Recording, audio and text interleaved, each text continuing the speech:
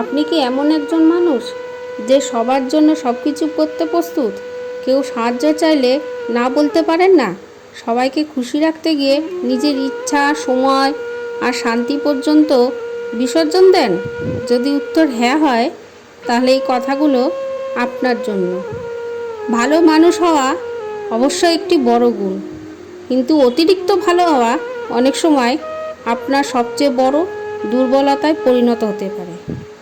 কারণ পৃথিবীর সবাই আপনার ভালো মনকে সম্মান করবে না। কেউ কেউ সেটা সুযোগ নেবে। আপনি বারবার সাহায্য করবেন আর তারা ভাববে এটা আপনার দায়িত্ব।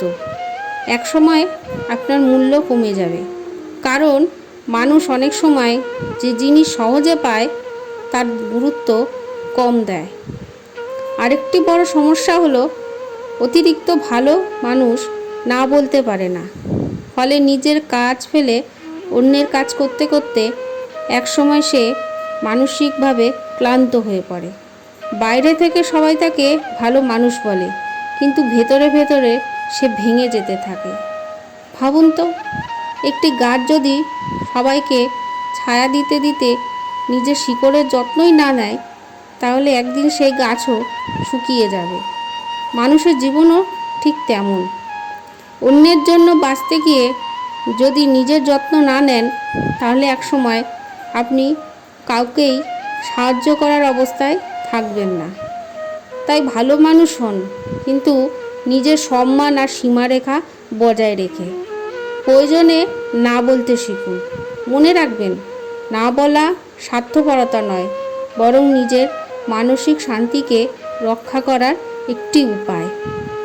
জীবনে এমন মানুষ হন যে অন্যকে সাহায্য করে কিন্তু নিজের ক্ষতি করে নয়, যে সম্মান দেয় কিন্তু নিজের সম্মানও রক্ষা করে। কারণ সত্যিকারে ভালো মানুষ সেই যে অন্যের পাশাপাশি নিজের প্রতিও ন্যায় বিচার করতে জানে। শেষে একটি কথা মনে রাখবেন, অতিরিক্ত ভালো মানুষ হবেন না, ভারসাম্যপূর্ণ ভালো মানুষ হন। কারণ মানুষ আপনার ত্যাগকে সবসময় মনে রাখবে না, কিন্তু আপনার সীমারেখাকে অবশ্যই সম্মান করতে শিখবে। নমস্কার।